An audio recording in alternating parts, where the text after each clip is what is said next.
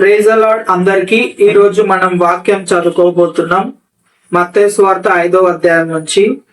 దేవుడు మనని ఉప్పుతోటి, వెలుతురుతోటి, వెలుగుతోటి కంపేర్ చేసిండు.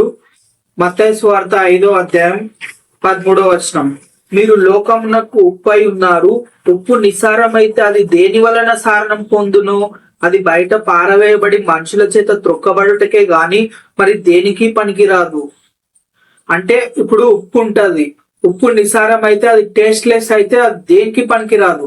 అట్లే నువ్వు కూడా క్యారెక్టర్ పోగొట్టుకుంటే, నువ్వు కూడా వేస్ట్ గా బతుకుతే, క్యారెక్టర్ పోగొట్టుకుంటే మనుషులు నిన్ను నిందిస్తారు కానీ నువ్వు దేనికి యూజ్ రావు, రెస్పెక్ట్ నీకు మనుషులు ఇయ్యరు. కాబట్టి ఉప్పు నిసారం అయితే దాన్ని దేని వలన సారం పొందును? అది బయట పారవేయబడి తొక్కుటకే కదా. అలాగే నువ్వు కూడా నీ క్యారెక్టర్ ని పోగొట్టుకోకూడదు. దేవుని యందు భయభక్తులు కలిగి ఉండి మంచిగా బతకాలి. నెక్స్ట్ ది, మీరు లోకమునకు వెలుగై ఉన్నారు. కొండ మీద నుండి పట్టణం మరుగై ఉండనేరదు. మీరు లోకానికి వెలుగై ఉన్నారు. నెక్స్ట్, కొండ మీద ఉన్న ఇండ్లు అని ఒక ఊరు గాని అది ఎవరికి కనిపించకుండా ఉండదు, అందరికి కనిపిస్తుంది కొండ మీద. నువ్వు కూడా నీ లైఫ్ లో అట్లా బతకాలి.